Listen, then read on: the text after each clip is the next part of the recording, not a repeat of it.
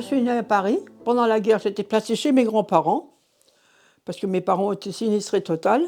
J'avais 9 ans, 10 ans. Jusqu'à 12, 13 ans, j'étais chez les grands-parents. J'allais un coup chez mes grands-parents, un autre coup chez une de mes tantes, une vieille tante. Il y avait une gare d'armement derrière la maison. Ils ont bombardé la gare d'armement, et la maison de mes parents était à côté. Alors, il ne restait rien, c'était écrabouillé complètement. Alors avec ma grand-mère, on était toutes les deux. Elle m'a fait coucher le long d'un mur pendant le bombardement. Le mur s'est écroulé sur nous. On n'a pas été blessés comme ça. C'est comme ça qu'on s'en est sorti à bon compte, toi. Et de là, mes parents m'ont placé à la pension. Parce qu'il fallait qu'ils se débrouillent pour se trouver quelque chose. Hein. Non, je leur en voulais de m'avoir collé là. Enfin bon. C'est la vie, hein. On ne m'a pas demandé mon avis. Quand la guerre était finie, je suis reparti chez mes parents. Comme ils avaient tout perdu, donc ils ont été obligés de racheter tout, forcément.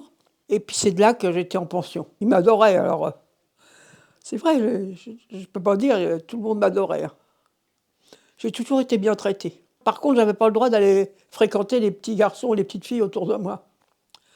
Ça, ma grand-mère, elle ne voulait pas. Non, elle ne voulait pas avoir des histoires avec les voisins, tout ça. Parce qu'il y avait un petit garçon de mon âge qui jouait avec des autres enfants, avec des autres garçons.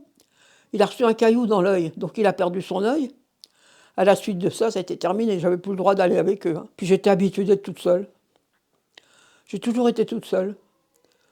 C'est pour ça que ça ne me dérange pas d'être là, parce que je suis tellement habituée d'être seule. Pourtant, j'ai eu 3 enfants. C'était une pension à côté d'Orléans. C'était dans un grand château. Alors au début, j'en ai bavé. Hein. Et puis un jour, j'ai dit, je sais jardiner, parce que c'est vrai. J'ai eu le malheur de dire ça. Et puis je m'occupais des lapins et puis tout ça que mes parents avaient. Alors du coup, ils m'ont foutu à la bergerie. Et puis honnêtement, je vais être franche avec vous, j'étais heureuse. Là. J'étais toute seule, mais j'étais heureuse. Parce que je faisais ce que je voulais, voilà. Je m'occupais des bêtes et puis je chipais des livres dans la bibliothèque et je me cachais dans le grenier pour lire. Parce que j'adore la lecture. Alors je me cachais dans le grenier puis je lisais dans le grenier. Non, on nous faisait des cours dans une grande pièce, mais c'était vraiment rien. Là, j'ai pas appris grand-chose. J'ai surtout appris à faire de la cuisine, à jardiner puis à m'occuper des bêtes. Mes parents m'ont enlevé parce que c'est la pension qui a dit maintenant, vous allez. Ils n'ont pas téléphoné, mais ils ont créé à mes parents qui reviennent me chercher. Ils ont mis quand même 3 mois pour venir. Alors moi, je commençais à trouver le temps long. Hein. Enfin bon, ils ont fait ce qu'ils ont pu. Hein. La maison a été écrabouillée par les bombardements de Noisy. Et puis, je suis sortie de pension. Et puis, de là, mes parents m'ont mis en école professionnelle. J'ai presque pas été à l'école. Hein. Parce que l'école Cotreau était complètement bousillée par le bombardement de Noisy. Après, ils m'ont mis à l'école du bas, c'était l'école des garçons, et on était trop nombreux.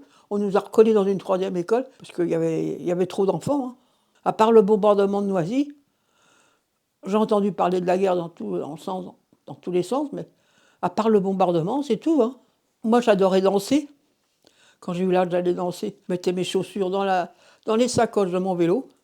Je mettais des vieilles chaussures pour faire le vélo, pour aller au bal. Et puis à cette époque-là, on pouvait laisser notre vélo dans un coin, on ne nous le piquait pas. Hein. Et puis je remettais mes vieilles godasses dedans. Je me faisais belle, évidemment. J'adorais danser. Si je ne faisais pas bien mon travail, je n'avais pas le droit de sortir. Hein. Parce qu'il fallait que j'aide mes mères à faire la lessive.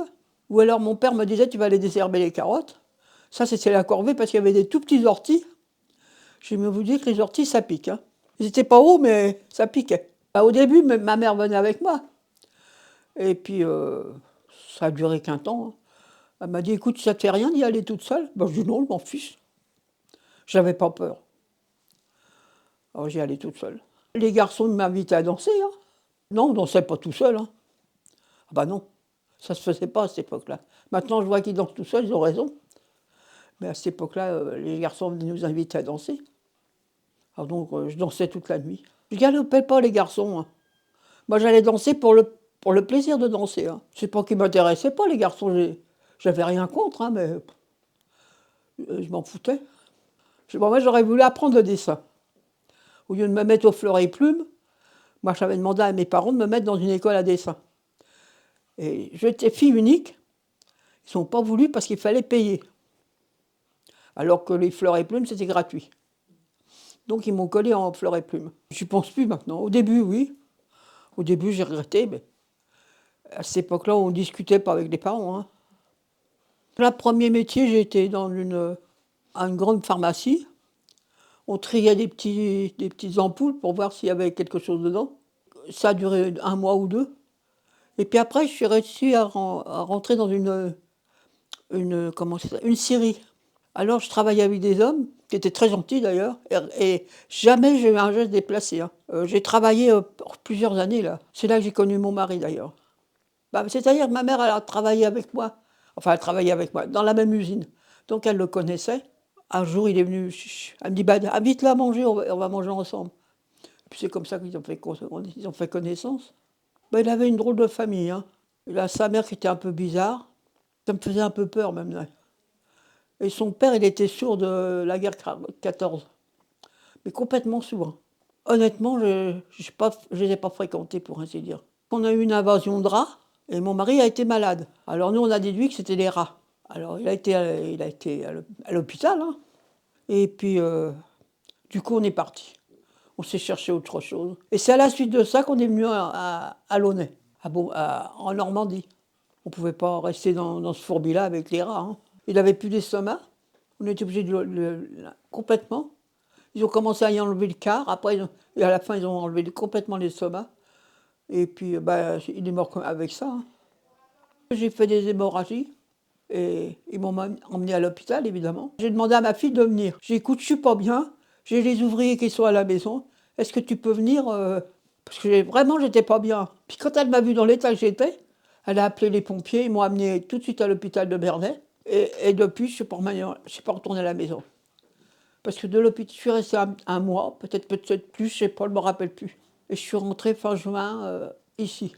Honnêtement, j'ai pas été stressée, rien du tout, hein. D'un autre côté, j'étais contente qu'on me prenne en main parce que je me rendais compte que je perdais les pédales, hein. Forcément, avec tout le sang que je perdais, hein, j'ai maigri de plus de 30 kilos, hein. J'ai rétréci, évidemment. Alors ma fille m'a dit, écoute maman, on va te placer dans une maison parce que tu ne peux pas vivre toute seule. Et ça, je reconnais que c'est vrai. J'aurais été incapable de le faire, hein. D'abord, en dernier, je vivotais en dernier, hein. J'ouvrais des boîtes de conserve pour manger et puis je vivotais. Non, non, mais ma fille, elle s'est bien rendue compte qu'il y avait quelque chose qui n'allait pas, hein. Elle a bien vu que dans l'état que j'étais. Non, je ne m'en rendais pas compte, hein. Je n'ai rien dit parce que je ne voulais pas les inquiéter non plus, mais je ne me rendais pas compte que j'étais... Je ne me suis pas rendu compte que j'avais maigri de 30 kilos, hein. C'est quand je suis rentrée à l'hôpital qu'ils m'ont pesé. Ben, de 80, j'étais passé à 50 et quelques. Je dis, ah bon, vous êtes sûr? Alors ils se sont mis à rire, ils m'ont dit, ben oui madame. J'étais surprise, hein. Je dis, mais c'est vrai. Je ne m'étais pas rendu compte que j'avais maigri comme ça, hein. Puis je vous dis, j'ai rétréci. Je me rends compte que j'étais grand, maintenant je suis... Enfin, je suis pas un abo, mais j'ai rétréci, quoi. Je vois bien que les enfants, maintenant, ils sont plus libres avec les parents. Mais je trouve que c'est mieux, quand même. C'est mieux, parce qu'il y a des non-dits, c'est moche quand il y a des on-dits, comme des non-dits, hein. Alors moi, je trouve que c'est mieux comme ça. S'il y a quelque chose qui ne va pas, il faut le dire, hein. Parce que si on dit rien non plus, ils ne peuvent pas deviner, hein. Moi, si je disais non, c'est parce que c'était non, puis c'est tout. Alors souvent, oui, mais tu comprends, vous voyez. Mais si c'était non, c'est non, puis c'est tout. Je plains les jeunes qui arrivent partout. Parce que vous voyez pas comment c'est un bazar pas possible, hein. C'est pour ça que je ne regarde pas les informations, jamais. Parce que ça me fout en l'air, ça. Je plains les jeunes qui arrivent sur le travail et tout, hein. Bah, mes petits-enfants, ils sont casés maintenant, mais surtout mes arrière-petits-enfants, hein. Ça ne devrait pas exister, la guerre, hein. Mais c'est une question de pognon, tout ça, hein. Je ne devrais pas être franche comme ça avec vous, mais je le pense vraiment, hein. C'est une question d'argent. Je suis heureux, j'ai 93 ans, j'ai encore mes 3 enfants. Qu'est-ce que vous voulez que je demande de plus? Ils ont ce qu'il faut pour vivre, c'est le principal. Est-ce qu'il y a d'autres choses que vous souhaitez... Bah non, je crois que je vous ai raconté ma vie en long, en large et en travers.